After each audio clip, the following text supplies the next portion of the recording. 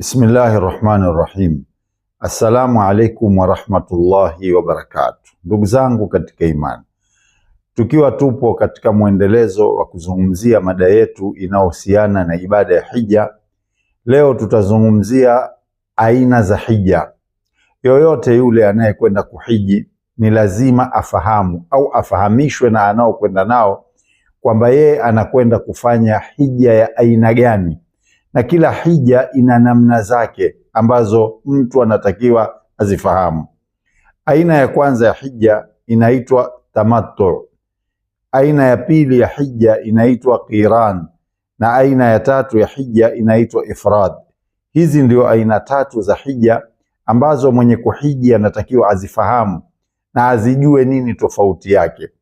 Ama hija aina ya tamattu, tamattu manake ni kufanya ibada ile ya hija kwa starehe, kwa mapumziko.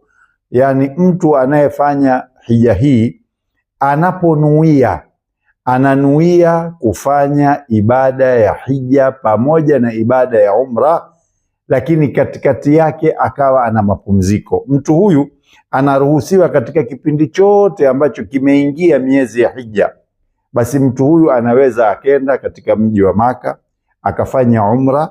Baada ya kufanya umra anapumzika, kwa maana ya kwamba anavua ihram zake, anaishi maisha yake ya kawaida, na baadaye unapofika wakati wa hija, mtu huyu tena anaingia katika ibada ya hija. Au ikiwa amekwenda pia katika siku za karibu na ibada ya hija, halikadhalika mtu huyu atafanya ibada ya umra. Baada ya kumaliza ibada ya umra atavua nguo zake, atavua ihram zake zile, ataishi maisha yake ya kawaida, atavaa nguo zake za kawaida, atafanya mambo yake kama kawaida. Inapofika wakati wa ibada ya hija, mtu huyu ataingia kwenye ibada ya hija. Yani mtu huyu anafanya umra kisha anapumzika. Kupumzika kwa maana yale yote yanayokatazwa mtu ambaye amehirimia, yeye anakuwa ameepukana nayo, anaishi maisha ya kawaida mpaka wakati wa hija. Na mtu huyu katika hija yake ni lazima achinje, na kinachomfanya akachinja ni mambo mawili. Kwanza ni kule kuzichanganya ibada ya hija na umra. Pili ni kile kitendo cha yeye kuwa atakuwa katikati yake ana mapumziko. Aina ya pili ya hija ni qiran. Qiran, yule anayefanya ibada hii ya hija atahirimia kwa pamoja umra na hija, lakini mtu huyu hatokuwa na mapumziko.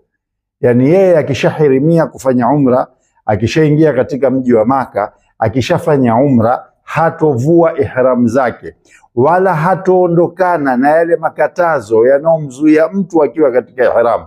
Atabaki na makatazo yake yale, ataendelea hivyo mpaka wakati wa hija atakuwa ameunganisha. Mtu huyu pia itamwajibikia yeye kuchinja, kwa kuwa amenuia kwa kuunganisha ibada mbili, yani umra na hija. Aina ya tatu ya hija inaitwa ifrad. Mtu ambaye anakwenda kwa ajili ya kufanya ibada ya hija ifrad, huyu atanuia kufanya ibada ya hija peke yake bila ya kufanya umra, na mtu huyu hatolazimika kuchinja kwa kuwa amenuia kufanya ibada moja na atakwenda kufanya ibada moja. Namuomba Allah subhanahu wa ta'ala atujalie katika tutakao kwenda kuzifanya ibada za hija, na Allah subhanahu wa ta'ala atujalie katika wenye kuyafahamu yale tunayoyaendea, na Allah atulipe kheri nyingi kutokana na tutakaoyafanya. Wakumbushe Waislamu, Allah atakulipa.